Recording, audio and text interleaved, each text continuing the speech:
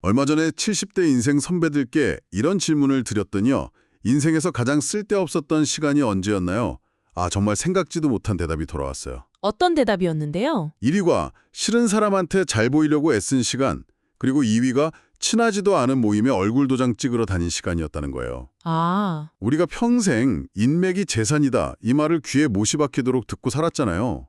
근데 정작 인생의 황혼기에 보니까 그게 재산이 아니라 짐이었다는 거니까 오늘은 이 약간 충격적인 고백에서부터 이야기를 좀 풀어가 보려고 해요. 네, 맞아요. 오늘 저희가 좀 깊게 들여다볼 자료가 바로 그 70대 선배 50분의 생생한 경험담, 그리고 통찰을 정리한 내용이거든요. 네, 젊을 땐 그렇게 중요해 보였던 그 관계들이 왜 나이가 들수록 다이어트가 필요한 대상이 되는지, 그 실제 사례랑 또 이걸 뒷받침하는 아주 흥미로운 연구 결과를 엮어서 한번 파헤쳐보죠. 좋습니다. 이게 단순히 뭐 사람 끊어내라 이런 차가운 이야기는 아니고요. 오히려 어떻게 하면 고독을 최고의 자유로 만들 수 있는지 그 본질에 대한 이야기입니다. 아, 그 도입부가 평생의 믿음을 뒤집는다는 점에서 아주 강력하네요.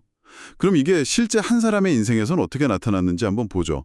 자료에 보면 김철수라는 73세 어르신 이야기가 나오는데 이분이 아주 전형적인 마당발이셨다고요. 네, 맞아요. 뭐 휴대폰에 저장된 번호만 2,000개가 넘고 은퇴 후에도 온갖 경조사, 동창회, 향호회, 뭐 산악회까지 하루도 약속이 없는 날이 없었대요. 아, 본인도 그게 남들 보기에도 성공한 노년이라고 생각하셨고요. 그런데 어느 날 빙판길에 크게 넘어져서 꼼짝없이 병원에 2주간 입원하는 사건이 벌어집니다. 이게 결정적인 전환점이 된 거죠. 2,000명이면 와, 하루에 한 명씩만 연락해도 5년이 넘게 걸리겠네요.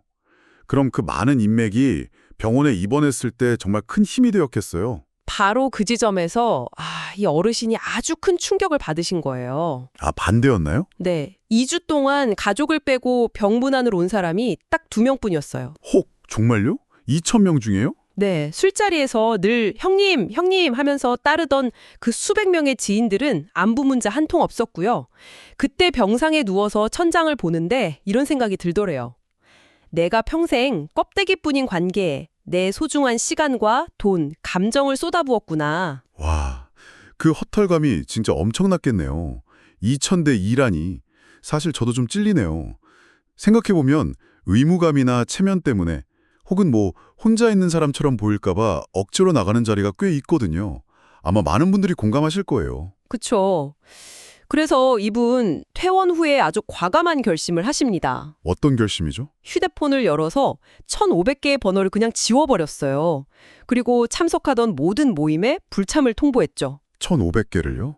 아니 그게 진짜 가능한가요? 그 후폭풍이나 허전함은 어떻게 감당하셨을까요?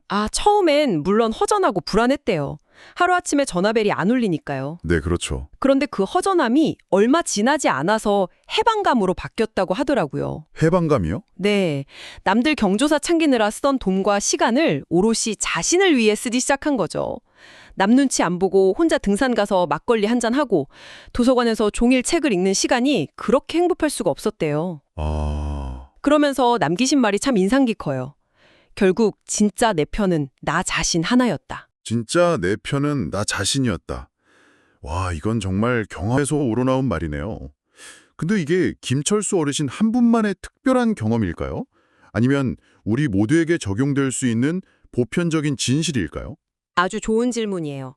사실 김철수 씨의 사례가 그냥 개인적인 경험이 아니라는 걸 보여주는 아주 강력한 과학적 근거가 있습니다. 아, 그래요? 네, 바로 하버드 대학교에서 무려 80년 동안 진행한 성인 발달 연구 결과예요. 역사상 가장 오랫동안 인간의 행복을 추적한 연구 중 하나죠. 80년이요. 와, 거의 한 사람 인생을 통째로 들여다본 거네요. 대단하다. 그래서 뭘 발견했대요? 연구팀이 수백 명의 삶을 청소년기부터 노년기까지 추적하면서 행복하고 건강한 노년을 결정짓는 가장 중요한 요인이 뭔지 분석했어요. 그게 뭘까요?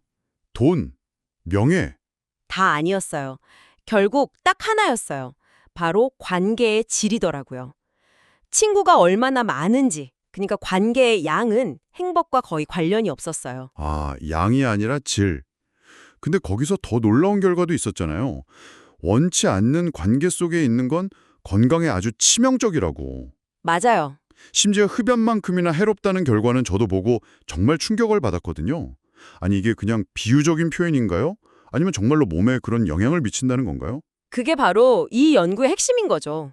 비유가 아닙니다, 정말로. 진짜요? 만성적인 관계 스트레스는 우리 몸의 스트레스 호르몬인 코르티솔 수치를 계속 높게 유지시키고 몸 전체에 미세한 염증 반응을 일으켜요. 와, 이게 수십 년간 누적되면 심장병, 당뇨, 면역력 저하 같은 질병으로 바로 연결되는 거죠. 장기간 흡연이 폐를 망가뜨리는 것과 똑같은 생리적 메커니즘인 거예요. 와 그렇군요. 그러니까 나를 힘들게 하는 사람 옆에 있는 게 내 몸을 그냥 담배 연기 속에 두는 거랑 똑같다는 말씀이시네요. 이렇게 들으니까 화가 나는데요. 네, 맞습니다. 결국 우리가 흔히 말하는 인싸가 되려고 애쓰는 것보다 소수의 좋은 사람들과 깊은 관계를 맺거나 차라리 자발적 아싸가 되는 게 내 정신 건강은 물론이고 신체 건강에도 훨씬 이롭다는 강력한 증거네요. 정확해요. 연구 책임자였던 로버트 월딩어 교수가 이렇게 말했어요. 외로움은 해롭지만 정말 해로운 것은 당신을 힘들게 하는 관계 속에 머무는 것이다. 아, 친구가 없는 게 문제가 아니라 나쁜 친구가 있는 게 진짜 문제다. 바로 그거죠. 알겠습니다. 이론적으로는 이제 완벽하게 이해가 돼요. 양보다 질. 그런데 머리로 아는 거랑 실제로 행동하는 건 또 다르잖아요. 특히 평생을 관계 속에서 살아온 분들한테 혼자가 된다는 건 엄청난 공포일 수 있거든요. 맞아요.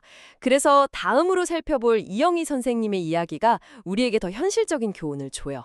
이분은 70세인데 혼자 밥 먹는 걸 죽기보다 싫어하셨대요. 아, 주변에 보면 꼭 이런 분들이 계시죠. 네. 남편과 사별한 뒤에 그 외로움이 너무 무서워서 매일 친구들을 불러내서 밥 사고 커피 사면서 시간을 보낸 거죠. 집에 혼자 있는 그 적막감이 싫어서 잠들기 전까지 TV를 아주 크게 틀어놓을 정도였고요. 혼자 있는 시간을 못 견디는 분들. 근데 이분에게도 어떤 전환점이 찾아왔나요? 네. 근데 그 전환점이 참 역설적이에요. 그렇게 애지중지했던 친구들이 하나 둘씩 이영희 씨의 연락을 피하기 시작한 거예요. 아, 그럴만도 하네요. 내가 이렇게 했던지 노력하는데 하는 서운한 마음이 들었겠어요. 그렇죠.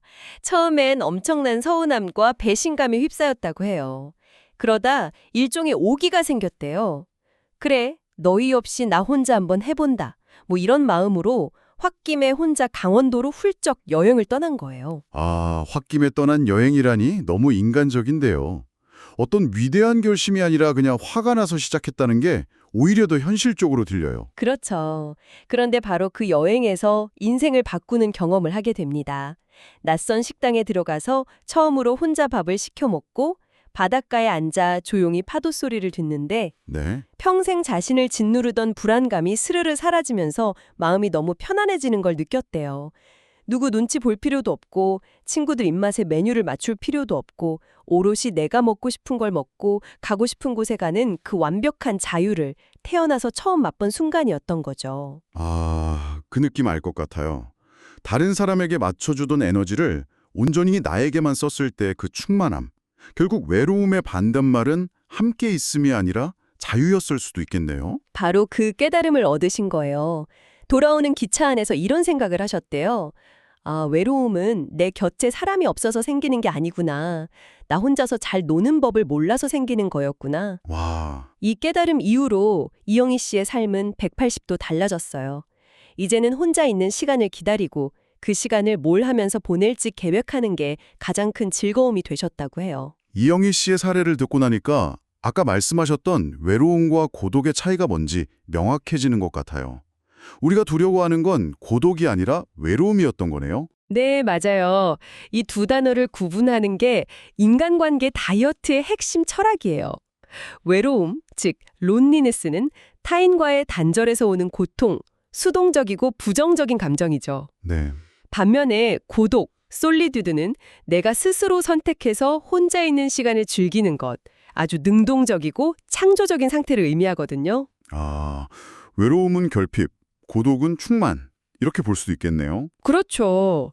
그래서 나이 들어 관계를 정리하는 건 사람들을 미워해서가 아니라 나 자신과 깊이 만나는 고독의 시간을 확보하기 위한 아주 주체적인 선택인 셈이에요. 좋습니다. 그럼 이제 좀 더 현실적인 질문으로 넘어가 볼게요. 그렇다고 모든 관계를 다 끊고 살 순 없잖아요. 늙어서 친구 하나 없이면 무슨 재미로 사나? 이렇게 반문하는 분들도 분명 계실 거예요. 물론이죠. 인생 선배들의 조언도 은둔하라는 게 절대 아니에요. 핵심은 가짜 관계를 걷어내고 진짜 관계에 집중하라는 거죠. 양을 줄여서 질을 높이라는 거예요. 네. 68세 박 선배님의 사례가 좋은 예신데요. 이분은 평생 친구가 딱 3명이래요. 딱 3명이요? 네. 하지만 그 3명과 한 달에 한 번 만나도 밤새 이야기할 만큼 즐겁고 서로에게 깊은 위로와 지지를 얻는다고 해요. 100명의 피상적인 지인보다 내 힘든 얘기를 가감없이 털어놓을 수 있는 단 한 명의 친구가 노년의 우울증을 막아주는 가장 강력한 예방주사라는 거죠. 그럼 그 진짜와 가짜를 구분하는 기준이 뭘까요? 이게 사실 가장 어려운 문제 같아요. 선배들의 조언은 의외로 아주 명쾌했어요. 딱 한 가지만 생각하래요. 그 사람을 만나고 집에 돌아오는 길에 내 기분이 어떤가? 에너지를 듬뿍 얻어서 마음이 충만한가? 아니면 진이 다 빠지고 괜히 만났다는 후회가 드는가? 후자에 해당하는 관계는 과감히 정리할 필요가 있다는 조언이었어요. 내 감정이 가장 정확한 신호라는 거죠. 내 감정을 기준으로 삼아라. 아주 단순하면서도 핵심적인 기준이네요. 이 기준은 근데 친구뿐만 아니라 어쩌면 가장 가까운 가족, 특히 배우자와의 관계에도 적용해 볼 수 있을 것 같아요. 맞아요. 실제로 부부관계에 대한 조언이 아주 현실적이고 흥미로웠어요.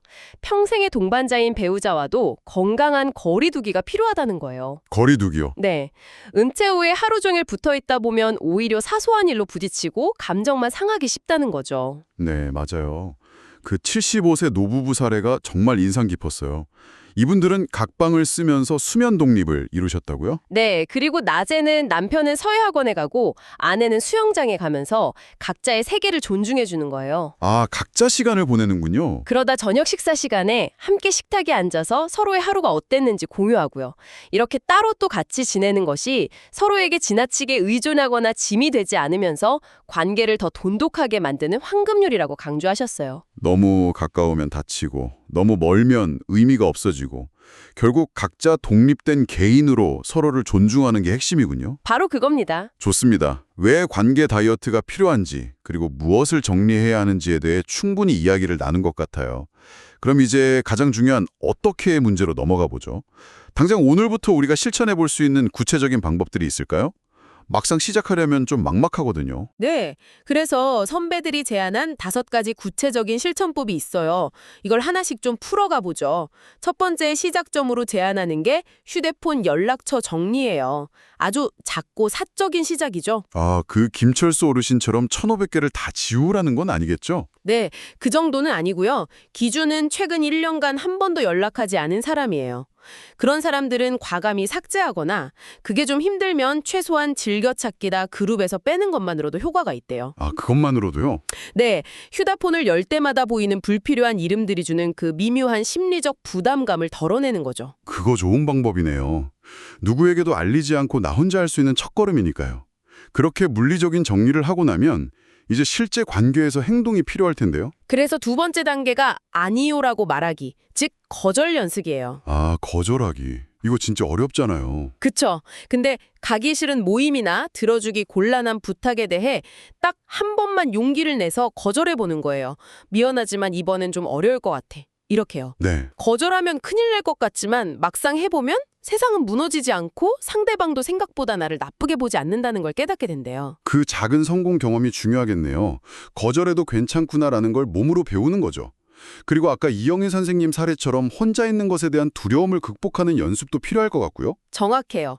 그게 세 번째 실천법, 혼자 밥 먹기 도전이에요. 집 말고 밖에 식당에서요. 아, 처음엔 모두가 나를 쳐다보는 것 같고 처량하게 느낄 수 있지만 사실 남들은 나한테 별 관심이 없거든요. 이영희 선생님처럼 혼자만의 식사를 즐기는 그 자유를 한번 맛보고 나면 혼자 있는 것에 대한 자신감이 붙기 시작해요. 그렇게 관계에서 오는 소음을 줄이고 혼자 있는 시간을 확보했다면 그 시간을 무엇으로 채우느냐도 중요하잖아요. 안 그러면 그 빈 공간이 다시 불안감으로 채워질 테니까요. 맞아요. 그래서 네 번째 조언이 나만의 친구 만들기예요. 여기서 친구는 사람이 아니에요. 사람이 아니라고요? 네, 식물, 악기, 책, 혹은 어떤 취미 활동이 될 수도 있죠. 이런 대상들은 나를 배신하지 않고 내가 쏟는 시간과 노력만큼 정직하게 기뽕을 돌려주거든요.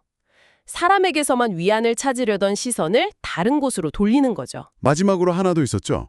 이 모든 과정에서 마음을 흔드는 가장 큰 적, 바로 비교에 대한 이야기예요. 네.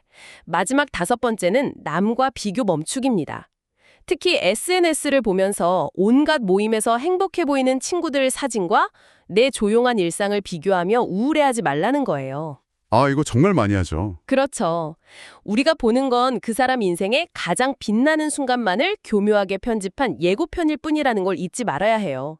그 화려한 사진 뒤에 숨겨진 그들의 고충과 그림자는 절대 보이지 않으니까요. 듣고 보니 이 5가지 방법은 결국 타인에게로 향해 있던 내 삶의 스포트라이트를 온전히 나 자신에게로 돌리는 과정이네요. 맞습니다. 젊을 때는 사회가 요구하는 역할에 맞추느라 좋은 사람이라는 평판을 얻으려고 가면을 쓰고 살았다면 이제는 그 무거운 가면을 벗고 내 맨 얼굴로 살아갈 권리를 찾는 거고요. 아까 한 7~8세 어르신이 남기셨다는 말이 계속 맴돌아요.